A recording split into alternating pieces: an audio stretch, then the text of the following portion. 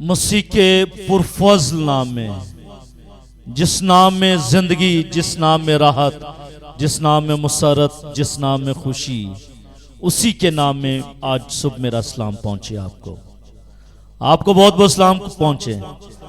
बुलंद आवाज के साथ कहिए, सलाम का मतलब है आप पर सलामती हो। ठीक है, तो जब कोई शख्स आप पर सलामती भेजे तो आपको खुश होना चाहिए ना। Yes, hallelujah. मैं चाहता हूं कि आप सब मेरी तरफ देखें। मैं चाहता हूं कि आप सब मेरी तरफ देखें। Hallelujah, hallelujah. निकालिएगा मेरे साथ मुकाशवा की किताब, उसका 12वां बाब और उसकी 12वीं आयत।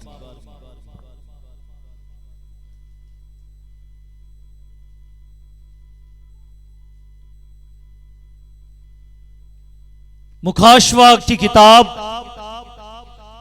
बाहर वाले भाई भी सुनिएगा।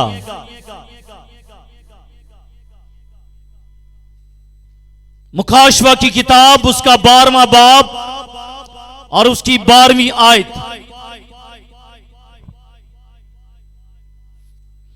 सफा नंबर 251 पर नए अहदनामे में यह वर्स आपको मिलेगी।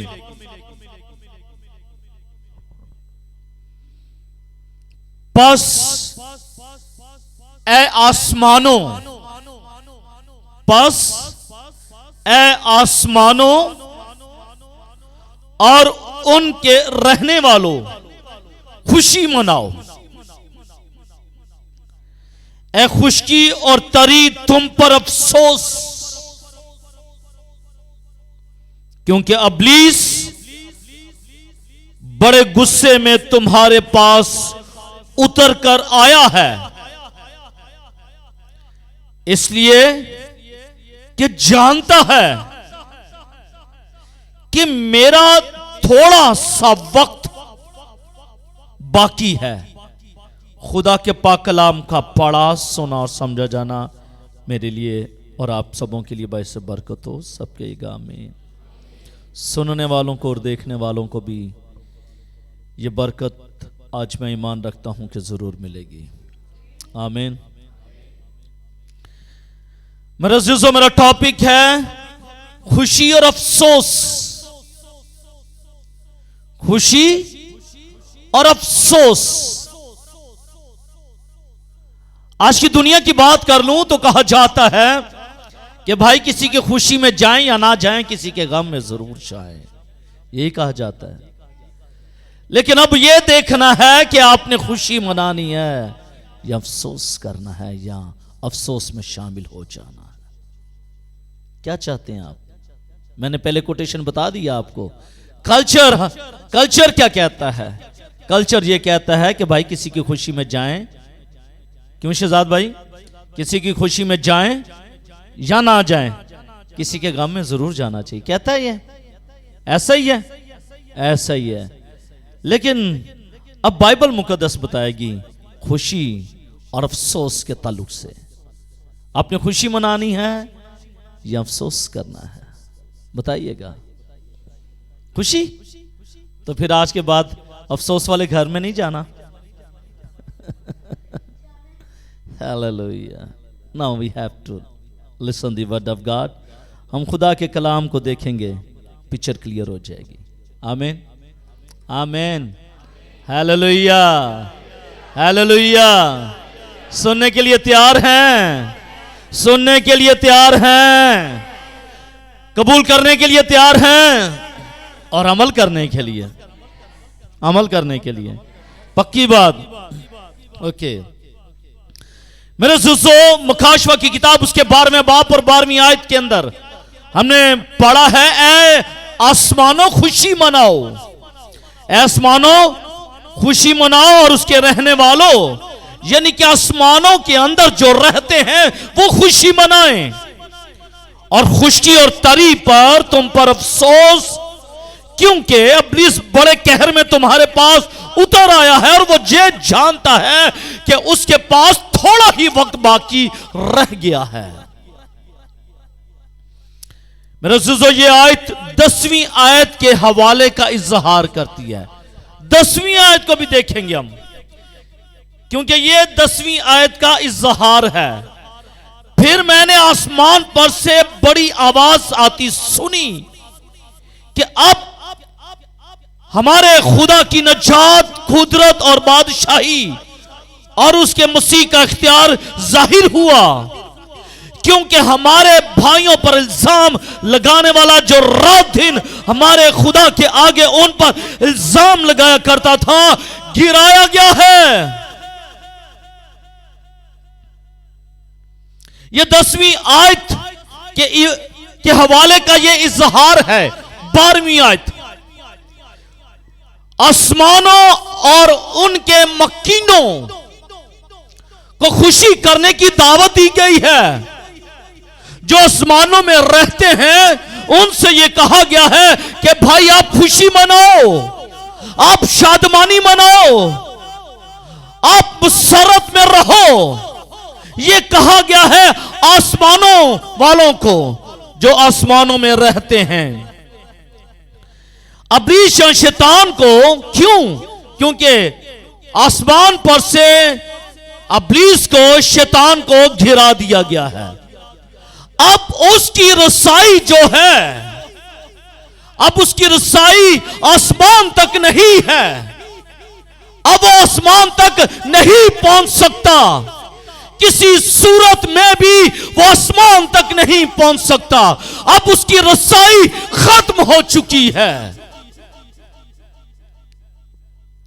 और कलाम भी इसका बयान करता है। यशाया उसके 49वें बाब और उसकी 13वीं आयत के अंदर यह जिक्र हमें मिलता है कि इब्लीस, शैतान जो है आसमान पर से गिरा दिया गया है। अब इब्लीस जो है, अब शैतान जो है, उसकी रसाई नहीं है कि वो आसमान तक जा सके। क्यों? क्योंकि वो गिरा दिया गया है। मगर खुशकी की बात कर रहे हैं, मगर जमीन की बात कर रहे हैं, मगर तरी की बात कर रहे हैं, मगर समंदरों की बात कर रहे हैं कि उन पर अफसोस है, उन पर अफसोस है और उनके रहने वालों पर अफसोस है। जो आसमानों में हैं वो खुशी मनाएंगे, जो आसमानों में हैं वो खुशी मनाएंगे, लेकिन जो जमीन और समंदरों में हैं उन पर क्या है? अफसोस है। उन पर क्या है? अफसोस है। आसमान में खुशी का होना कोई नई बात नहीं है कि आज मुकाशवा की किताब उसके 12वें बाब और उसकी 12वीं आयत के अंदर हमने पढ़ लिया है कि आसमानों खुशी मनाओ, और पहली और ये आखिरी बात है। और इससे पहले या इसके बाद खुशी की बात आसमानों पर हुई नहीं, ऐसा हरगिज नहीं है। बल्कि बाइबल मुकद्दस आसमानों के अंदर जो खुशियां मनाई जाती हैं वो कसरत के साथ मौजूद हैं। यीशु मसीह की पैदाइश पर फरिश्तों ने खुशियां मनाई कहां पर? आसमानों पर खुशियां मनाई। आमीन। आसमानों पर किन्होंने खुशियां मनाई? फरिश्तों ने खुशियां मनाई। क्यों? क्योंकि यीशु मसीह नजात दहिंदा मेरे लिए और आपके लिए आसमान को छोड़कर जमीन पर आ गया, और हमारे लिए यह बड़ी खुशी की बात है। और ना सिर्फ हमारे लिए बल्कि फरिश्तों के लिए भी इंतहाई खुशी की बात थी कि आसमान पर से मसीह जमीन पर आ गया है। इसका मतलब है कि मुकाशवा की किताब उसका 12वां बाब और 12वीं आयत ये पहला तस्करा बयान नहीं करती कि आसमान पर खुशी मनाई गई है, इससे पहले भी खुशी मनाई गई है। आमीन। और मेरे अज़ीज़ो, हर रोज हम देखते हैं कि जब एक गुनहगार तौबा करता है, कहां पर? खुशकी पर तौबा करता है। क्योंकि मेरा टॉपिक खुशी और अफसोस है, और खुशी और अफसोस के अंदर आसमानों की बात हो रही है और किसकी बात हो रही है? खुशकी की बात हो रही है, तरी की बात हो रही है, आसमानों की बात हो रही है। दो बातें हैं, आसमान और जमीन की बात हो रही है। और जमीन पर, खुशकी पर, तरी पर अगर कोई शख्स अपने गुनाह का इकरार करता है तो कलाम क्या कहता है कि लाखों करोड़ों फरिश्तगान आसमान पर खुशियां मनाते हैं। आमीन।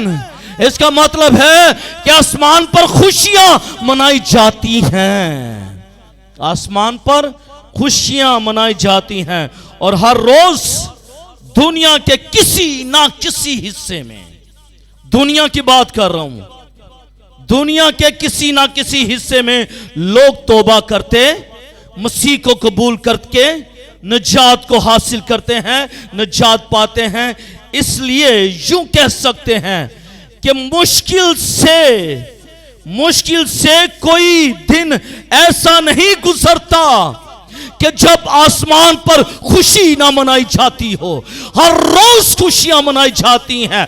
आप जब मुकाशवा की किताब को पढ़ लीजिए और उनके पहले 4 अबवाब को पढ़ लीजिएगा तो आपको एक खुशी का मंजर नजर आएगा कि 4 फरिश्तगान, 4 क्या जानदार, 24 बुजुर्ग, 1,44,000 अशखास वो बर्रे के तख्त के सामने खड़े होकर वो खुशी के नारे मारते हैं और ये कहते हैं कि ज़बा किया हुआ बर्रा तारीफ तमजीद हशमत और बुजुर्गी के लायक है। वो खुशी मनाते हैं क्योंकि उनकी खुशी छोटी खुशी नहीं है, उनकी खुशी बहुत बड़ी है।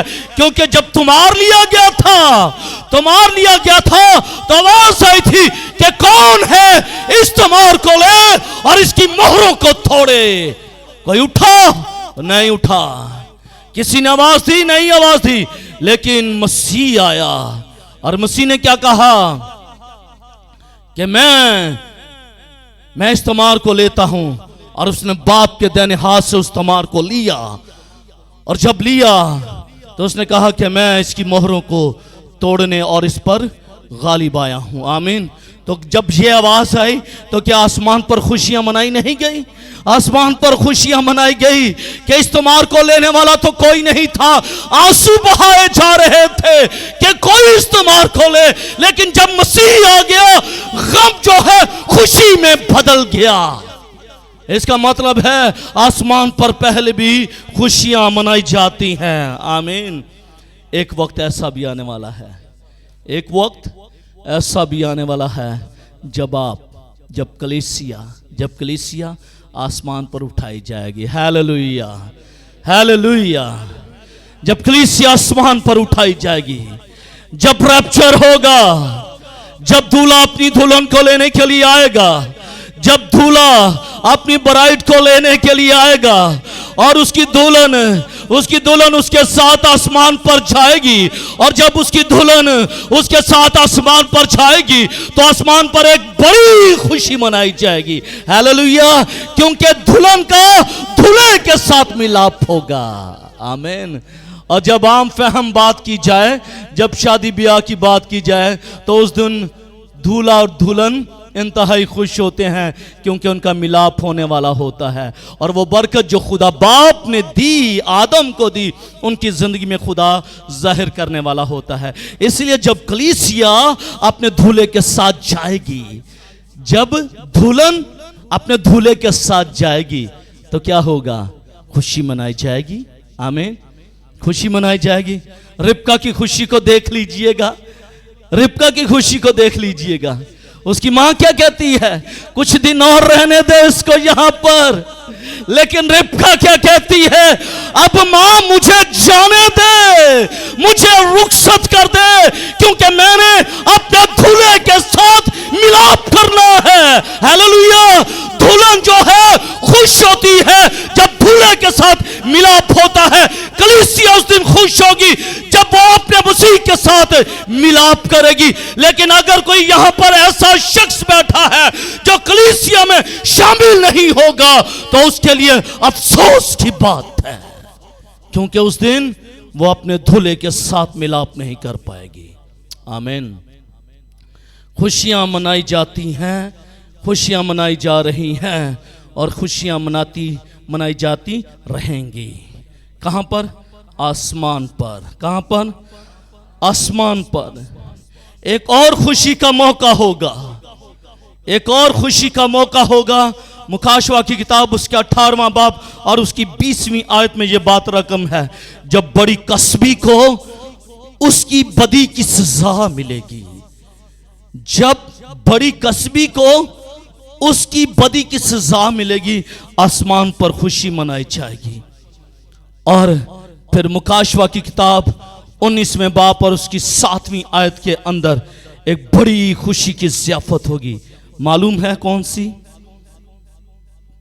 मालूम है कौन सी? जब बड़े की शादी की ज़ियाफत होगी। हालेलुया।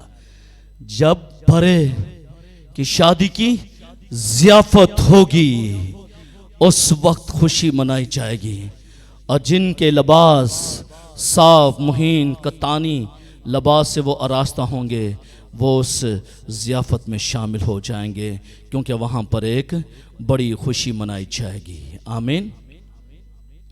सबसे आखिर में इस बेअंदाज खुशी का भी जिक्र करना चाहिए, जो नए यरूशलेम में लगातार रहेगी, क्योंकि वो अबदी खुशी होगी।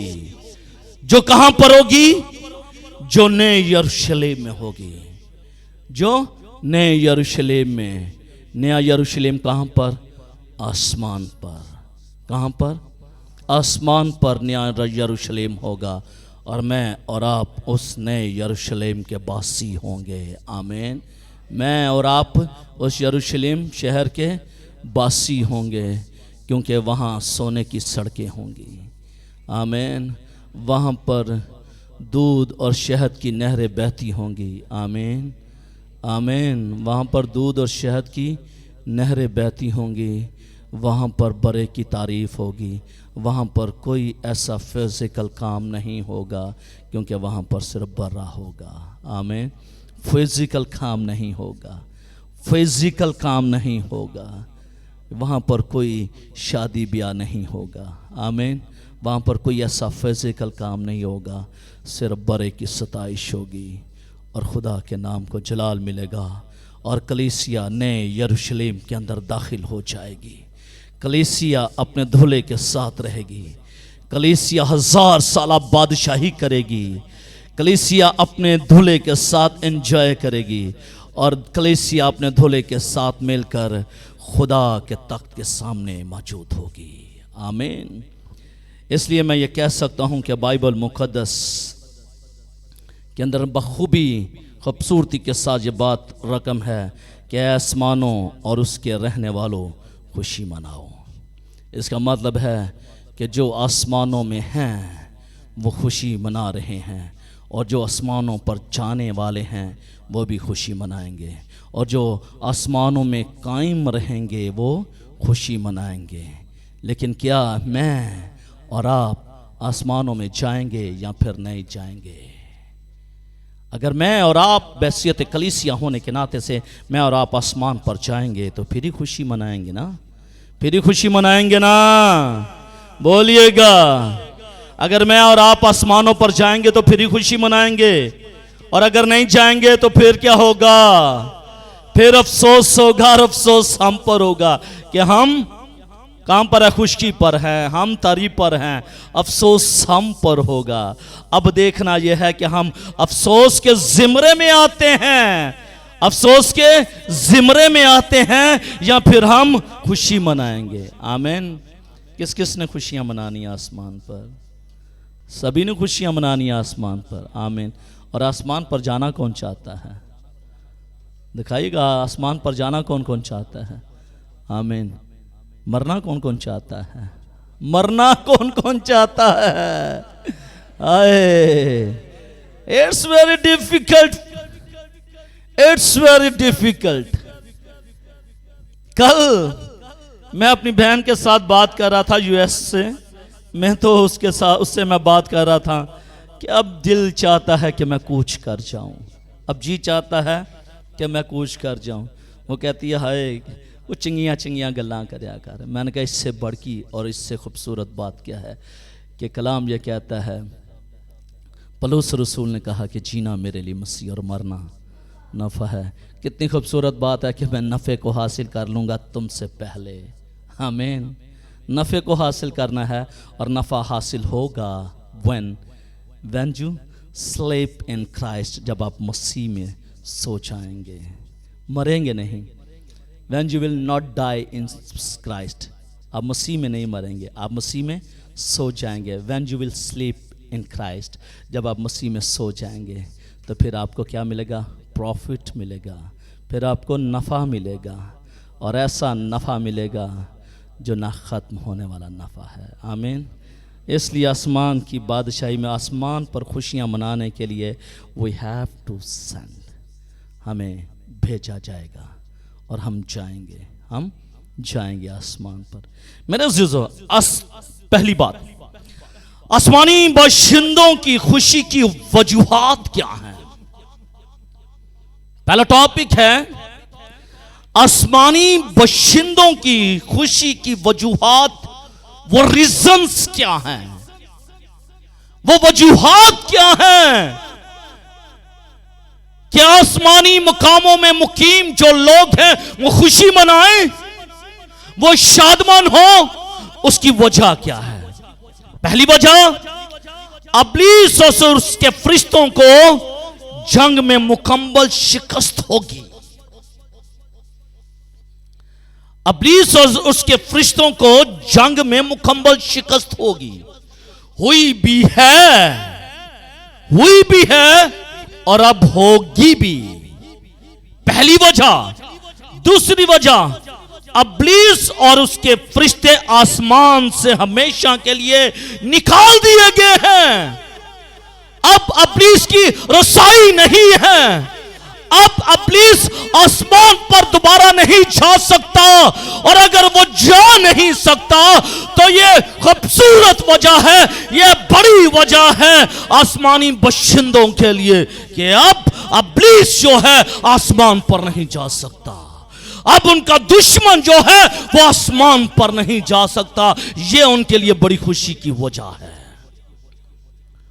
तीसरी वजह, इब्लीस की आमदोरफ्त जो है वो अब सिर्फ जमीन और समुंदर तक महदूद है।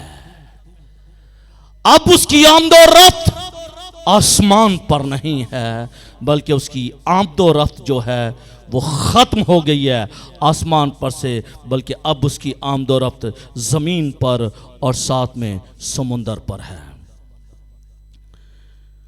अब खुदा की नजात, खुदा की कुदरत, खुदा की बादशाही और खुदावंद यीशु मसीह का इख्तियार जाहिर हुआ है।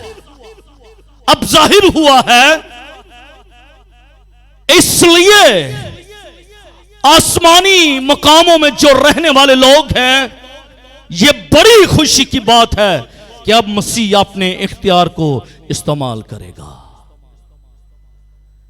अब इल्जाम लगाने वाला इल्जाम नहीं लगाएगा, क्योंकि कलाम मुकद्दस में हमने यही पढ़ा है ना कि इल्जाम लगाने वाला भाइयों पर इल्जाम लगाता है। अब इल्जाम लगाने वाला इल्जाम नहीं लगाएगा। जमीन पर मौजूदा मुकद्दसीन जो हैं वो गालिब आएंगे और इब्लीस जो है वो मगलूब होगा, और जो मुकद्दसीन होंगे वो अवर कम हो जाएंगे इब्लीस पर। इसलिए यह भी एक बड़ी वजह है, मसीह की बादशाहत जल्द कायम होने वाली है, यह भी एक बड़ी वजह है।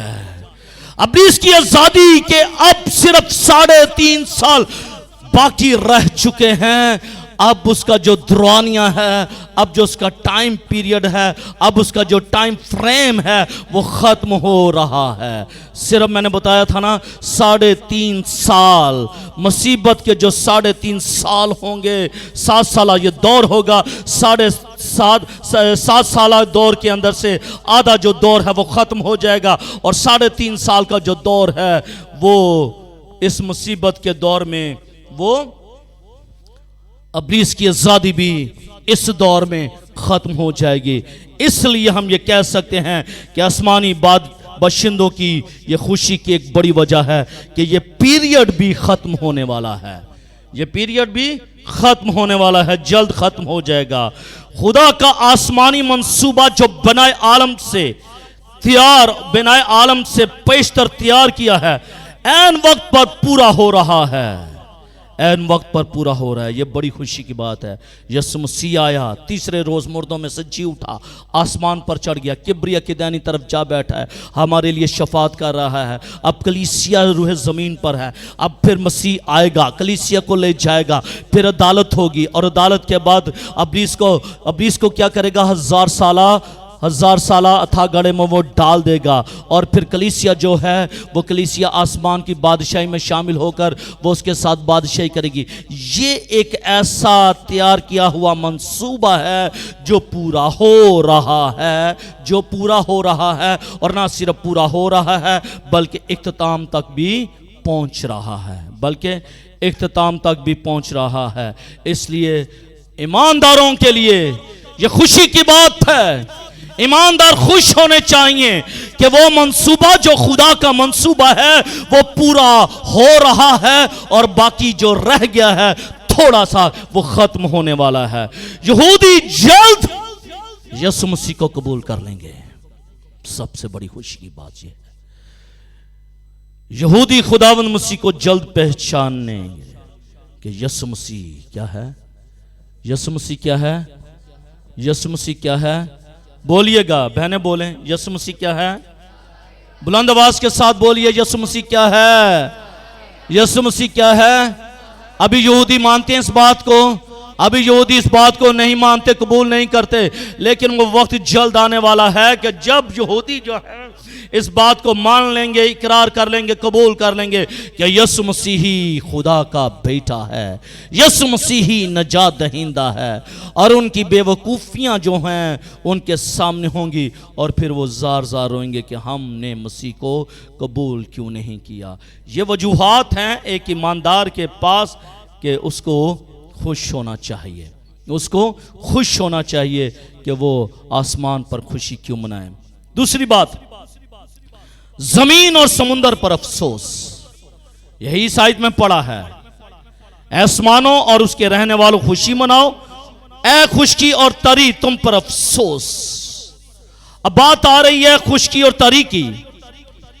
जमीन और समुंदर पर अफसोस किया जा रहा है।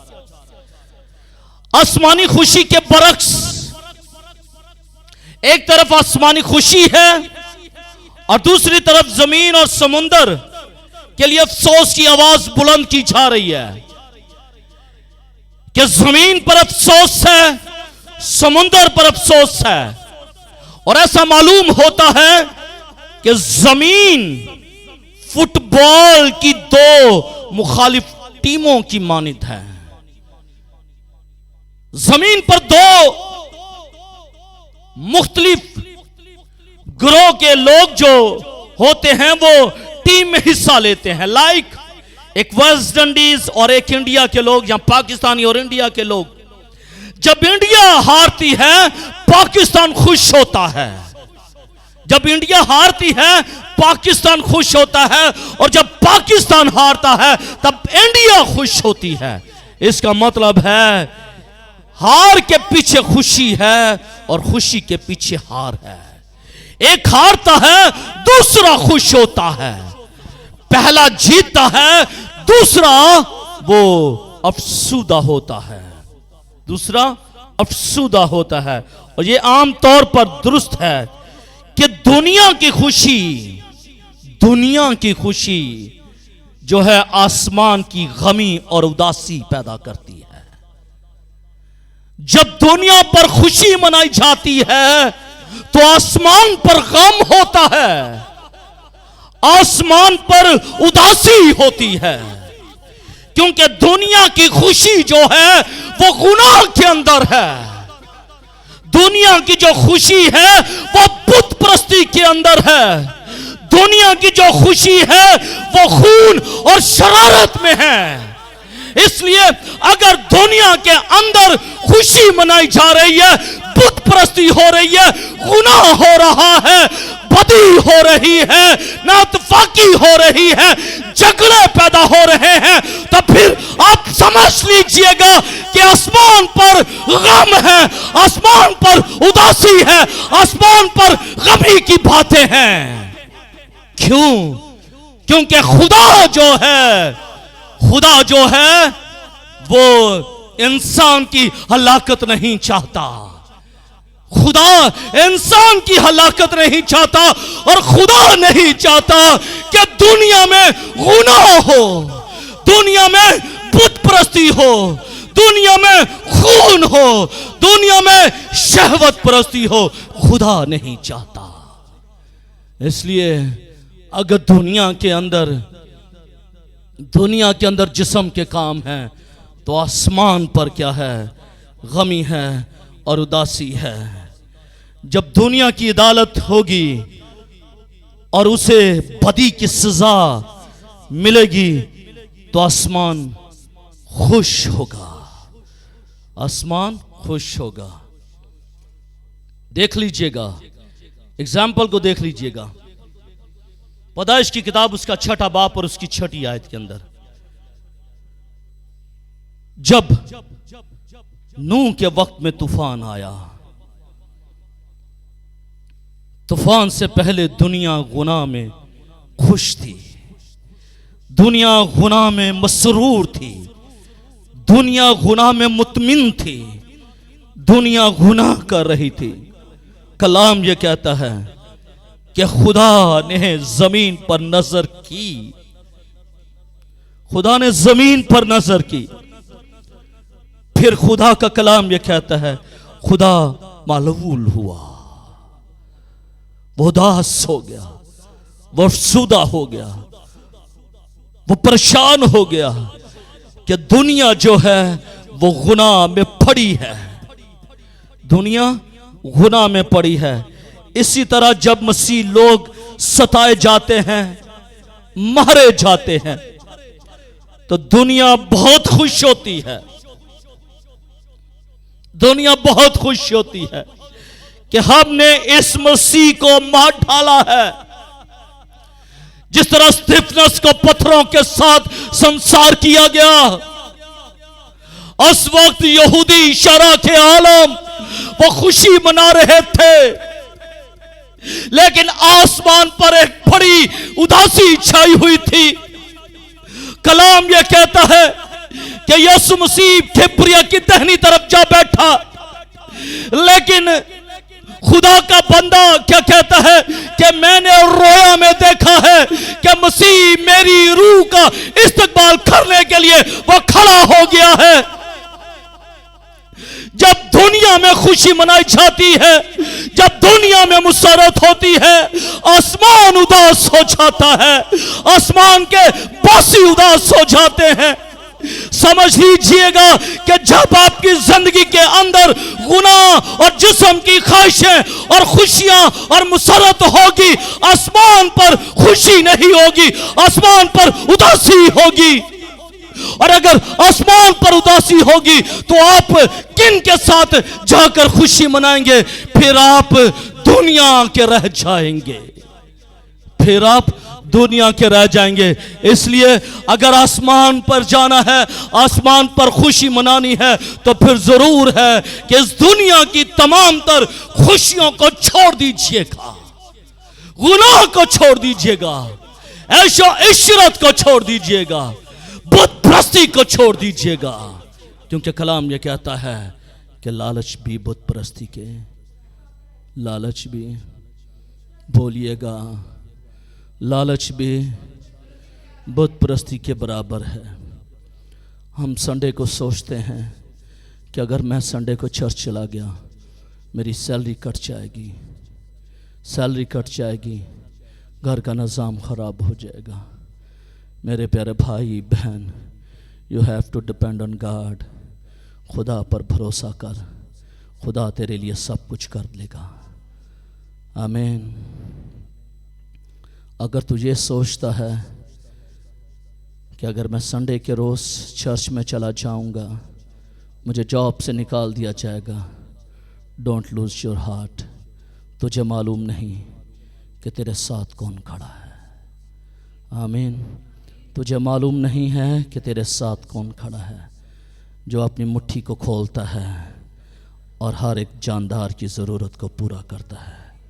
कलाम ये फरमाता है कि बादशाहों के दिल उसकी मुट्ठी में है, और जिधर वो चाहता है पानी के नालों की तरह बहा देता है। फिर हमें किस चीज़ का डर है?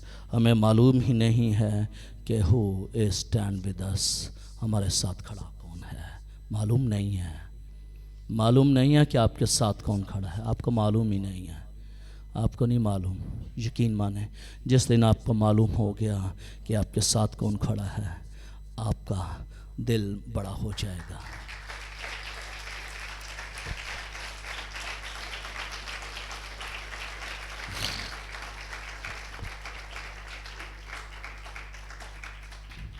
सच कह रहा हूँ, 10 साल पहले खुदा ने मुझे फुल टाइम के लिए कॉल कर लिया, आजा मेरे लिए फुल टाइम खिदमत कर। मैंने कहा ओके। 45,000 रुपया कमाता था। कितना? 45,000 रुपया, आज से 10 साल पहले। और कितना टाइम देता था? 4 घंटों में 2 घंटे एक घर में ट्यूशन पढ़ाता था, 2 घंटे एक घर में ट्यूशन पढ़ाता था। 45,000 रुपया कमाता था। बड़े पैसे इकट्ठे करता था। पैसे से बड़ा प्यार था, मोहब्बत थी। लेकिन जब मसीह ने मुझे अपने पास बुला लिया कि अब तू मेरे लिए फुल टाइम खिदमत कर, तो पहले दिन आपको मालूम है कितना हदिया हुआ था? 180 रुपये हदिया हुआ था। मैं उसमें भी शादमान था। आमीन। उसमें भी शादमान था। मैंने कहा खुदावंद तेरी शुक्रगुजारी करता हूँ कि तूने मुझे अपनी मुट्ठी को खोल कर ये दिया है। आमीन।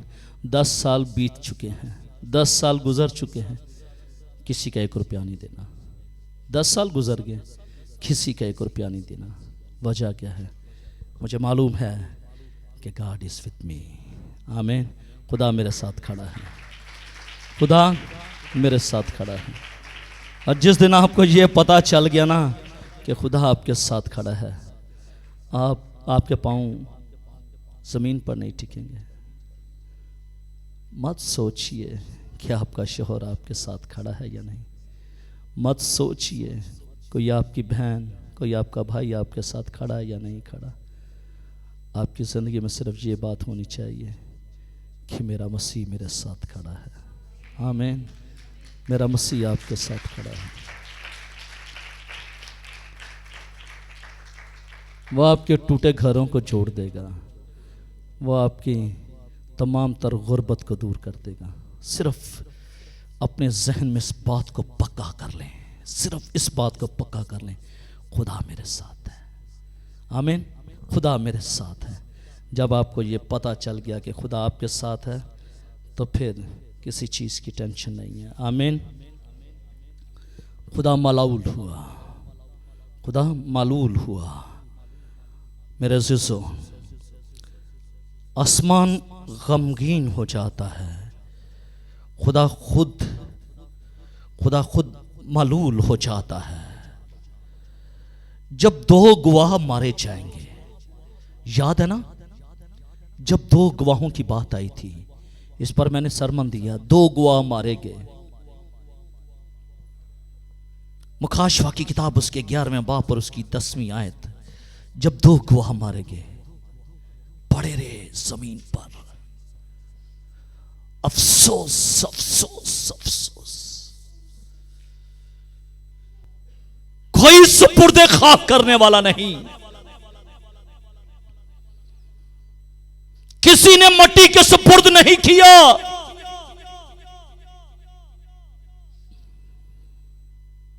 दुनिया खुश है। दुनिया खुशी के नारे मार रही है कि हमने इन 2 गवाहों को कत्ल कर दिया है, इनकी जानों को हमने ले लिया है, सफाई हस्ती से मिटा दिया है। दुनिया खुशी के नारे मार रही है, लेकिन आसमान का खुदा वो गमगीन हुआ। उनको मालूम ही नहीं था कि जिन गुलाहों को उन्होंने मारा है उनका खुदा जिंदा है। उठा लिए गए क्योंकि खुदा उनके साथ खड़ा था। उठा लिए गए। आसमान पर उस वक्त खुशी होती है। आसमान पर उस वक्त खुशी होती है जब एक ईमानदार अपने गुनाहों का इकरार करता है, तौबा करता है। इसलिए उस खुशी में मैं और आप शामिल हो जाएं, क्योंकि जब मैं और आप उस खुशी में शामिल हो जाएंगे तो फिर हम पर कोई अफसोस नहीं करेगा। हम पर कोई अफसोस नहीं करेगा।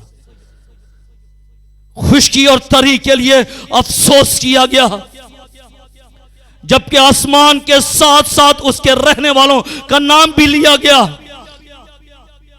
लेकिन यूनानी जुबान में खुशकी और तरी के साथ उनके रहने वालों का जिक्र नहीं है।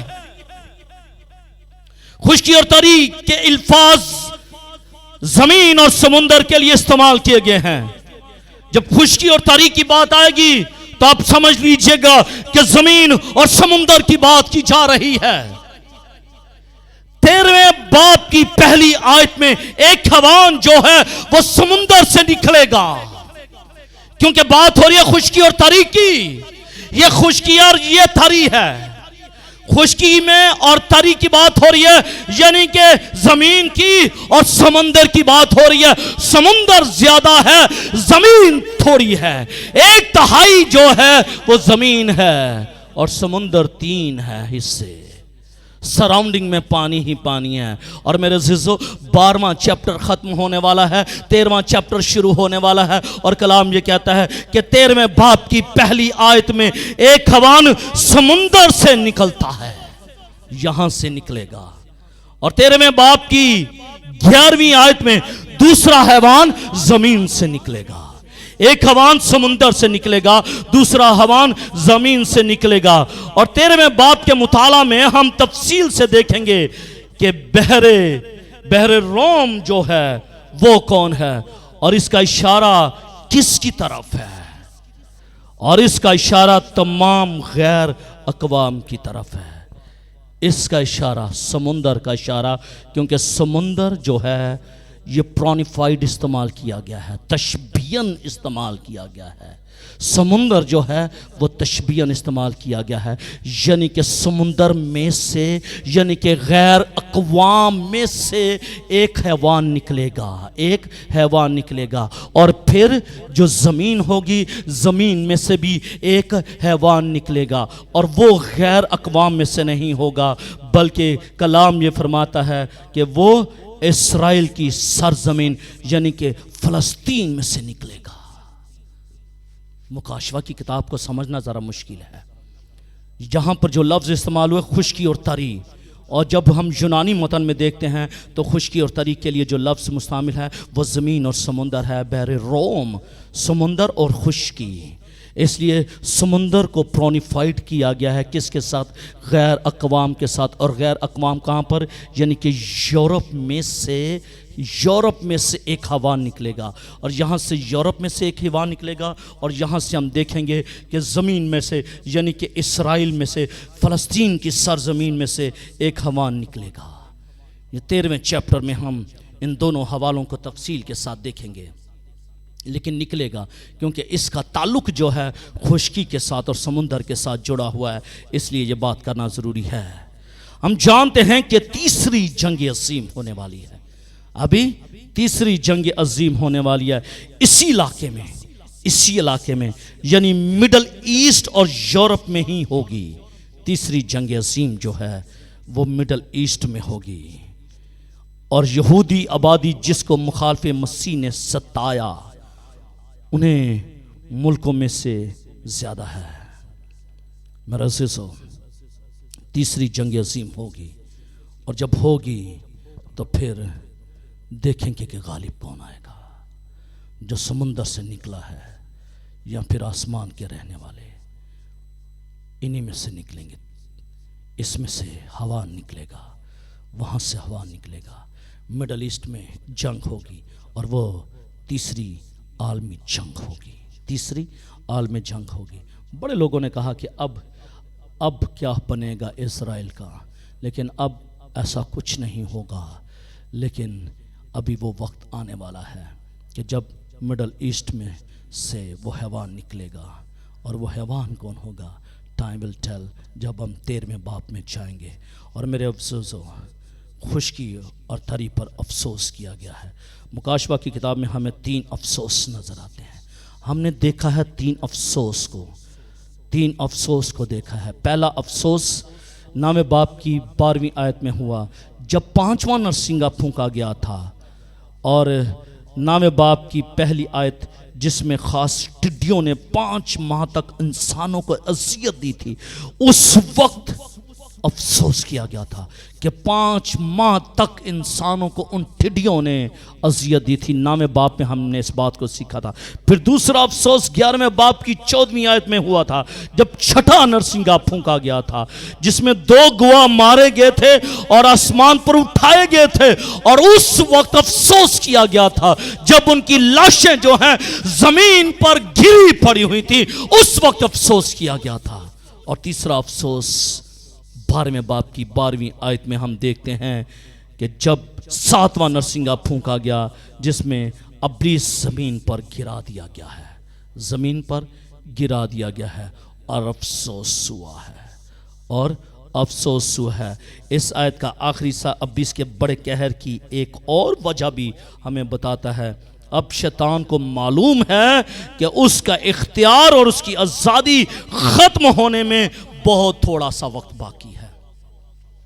जो लोग इब्लीस के साथ, शैतान के साथ जुड़े हुए हैं ना, उनको पता होना चाहिए कि उनका वक्त अब थोड़ा है, अब उसकी आज़ादी ख़त्म होने वाली है। जब उसकी आज़ादी ख़त्म होने वाली है, अब भी बास आ जाओ। बुजुर्ग जब नियर टू डेथ होता है ना, फिर वो अपने गुनाह का इकरार कर लेता है। उसे मालूम होता है कि अब मैंने मर जाना है, मैं अपने गुनाह का इकरार करूं, क्योंकि मेरे पास वक्त थोड़ा बाकी बच गया है। अब मैंने अपने गुनाह का इकरार करना है ताकि आसमान की बादशाह में शामिल हो जाऊं। तो क्या ईमानदारों को मालूम नहीं है कि इब्लीस के पास थोड़ा सा वक्त बाकी रह गया है? 3.5 साल का वक्त, जो मुसीबत का दौर जब शुरू होगा, मुकद्दसीन का, कलीसिया का नहीं, मुकद्दसीन का वक्त जब शुरू होगा, 3.5 साल का वक्त है उसके पास। तो 3.5 साल के बरस में क्या होगा? कुछ भी नहीं होगा। तो उसके पास अगर वक्त थोड़ा है तो छोड़ दीजिए उसको, क्योंकि उसका तो इख्तियार ख़त्म होने वाला, उसकी तो अथॉरिटी ख़त्म होने वाली है। उसके पास तो जो नोटिफिकेशन है वो ख़त्म हो जाएगा। तो मेरे अज़ीज़ों, अगर उसके पास इख्तियार ख़त्म हो जाएगा तो क्या ज़रूरत है उसके पास रहने की? क्या ज़रूरत है उसके साथ जीने की? क्या ज़रूरत है उसके साथ मरने की? जीना है तो मसीह के साथ, मरना है तो मसीह के साथ, क्योंकि उसका इख्तियार ख़त्म नहीं होगा, उसका इख्तियार ख़त्म नहीं होगा। कलाम क्या कहता है? रहेगा नाम सदा तीकर। बुलंद आवाज़ के साथ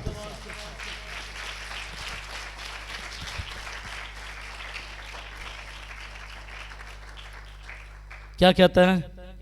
रहेगा नाम मसीदा, और मसीह शिकस्त खाएगा, मसीह पकड़ा जाएगा, मसीह बांधा जाएगा। ऐसा ही है? नो, बल्कि शैतान शिकस्त खाएगा। बुलंद आवाज के साथ, शैतान शिकस्त खाएगा, शैतान पकड़ा जाएगा, शैतान 1000 बरस के लिए बांधा जाएगा। हालेलुया। तो जब वो बांधा जाएगा, उसकी शिकस्त होगी, वो पकड़ा जाएगा, उसका इख्तियार छीन लिया जाएगा, और वो इंसानों पर जो हुकूमत कर रहा है उसके इख्तियार में से लोगों को निकालेगा। तो जरूरत किस बात की है उसके साथ जीने और मरने की? उसके पास तो इख्तियार ले लिया जाएगा। जब उससे इख्तियार ही ले लिया जाएगा, उसके पास इख्तियार नहीं है, वो आसमान पर नहीं जा सकता। जा सकता है, वो आसमान पर जा ही नहीं सकता। मैंने पहले बताया है, उसके जाने की वजह क्या है? प्राइड, गरूर। अब वो आसमान पर से गिरा दिया गया है। अब उसकी आमदो रफ्त जो है वो आसमान पर नहीं बल्कि खुशकी और तरी पर है उसकी आमदो रफ्त। और जब वो आसमान पर नहीं जा सकता तो क्या वो आपको लेकर जा सकता है आसमान पर? तो अगर वो खुद नहीं जा सकता तो फिर वो मुझे और आपको क्या लेकर जा सकता है? और अगर वो मुझे और आपको नहीं लेकर जा सकता तो क्या ज़रूरत है कि we have to stand with Satan, कि हम इब्लीस के साथ खड़े हों?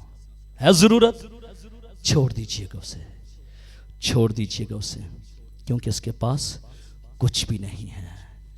अगर आपने आसमान पर खुशी मनानी है then you have to follow Jesus Christ. मसीह की पैरवी में आ जाएं, क्योंकि जब आप मसीह की पैरवी में आ जाएंगे आप आसमान पर खुशी मनाएंगे। आमीन। आप आसमान पर खुशी मनाएंगे और खुशी मनाने के लिए गम और अफसोस को छोड़ना पड़ेगा। अगर आप अफसोस वाले घर में जाएंगे फिर खुशी वाले घर में नहीं जा सकते। खुशी के घर में जाने के लिए अफसोस के घर को छोड़ना पड़ेगा। आमीन, आमीन। उन पर अफसोस जो अभी तक मसीह के साथ चल रहे हैं, जो अभी तक मसीह के साथ चल रहे हैं। बोलिएगा बहन शाजिया, उन पर अफसोस जो अभी तक मसीह के साथ चल रहे हैं। आमीन। हाँ शाबाश, ये कह रहे हैं आमीन। अफसोस उन पर जो शैतान के साथ चल रहे हैं, अफसोस उन पर है जो अभी तक शैतान के साथ चल रहे हैं, उन पर अफसोस है। लेकिन जो मसीह के साथ चल रहे हैं उनके लिए खुशी की बात है, क्योंकि वो 1000 साला मसीह की बादशाही में शामिल हो जाएंगे। खुदा मुझे और आपको इस कलाम के वसीले से बड़ी बरकत दे। आए अपनी आंखों को बंद कीजिएगा, अपने सरों को झुकाइएगा और हम दुआ मांगे। हालेलुया। और बहन रूथ से गुजारिश है कि वो सामने आए, कैमरे के सामने आकर वो इस कलाम के लिए दुआ मांगे और खुदा से कहें कि खुदावंद हमें फजल बख्श दे कि हम हमेशा खुशी मनाएं, शादमान हों, अब्लीस को छोड़े, तेरे साथ लिपटे रहें, तेरे साथ जुड़े रहें। और खुदावंद हमारी जिंदगियों से तेरा नाम इज्जत और जलाल कसरत के साथ पता चला जाए।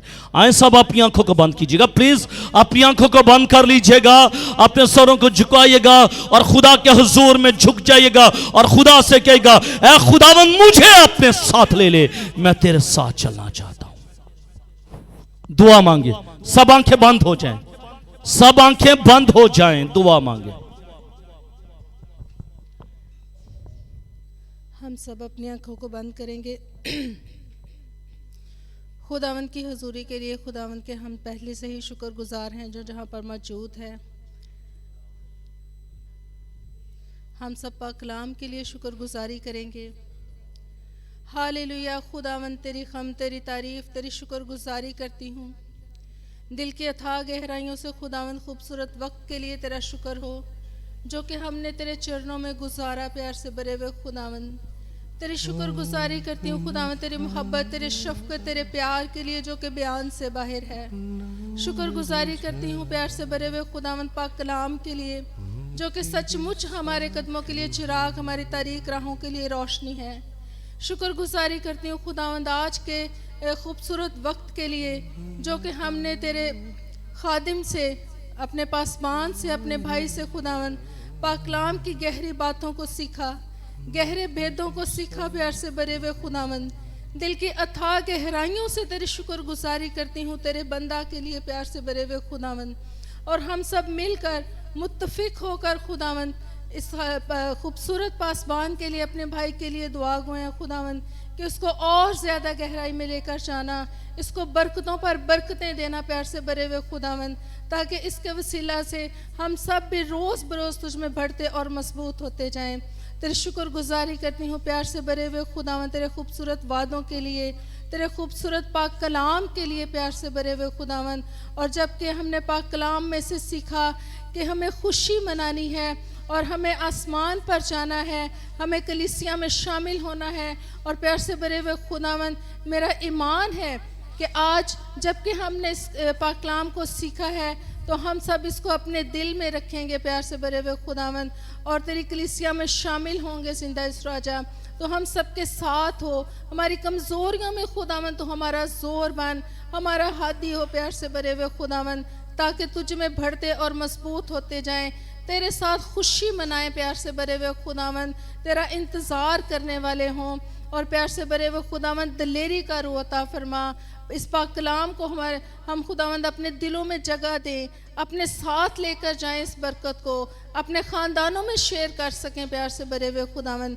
दिल की गहराइयों से गुजरे हुए वक्त के लिए तेरी शुक्रगुजारी करती हूँ और एक दफ़ा फिर प्यार से भरे हुए खुदावंद इस यहाँ पर मौजूद एक एक मेंबर के लिए तेरी शुक्रगुजारी करती हूँ खुदावंद। जबकि हमने तेरे पाक कलाम को सुना तो इसको अपने दिल में जगह दें प्यार से भरे हुए खुदावंद। आसमानी खुशियों को मनाने वाले बने खुदावंद और तेरा इंतज़ार करने वाले बने प्यार से भरे हुए खुदावंद।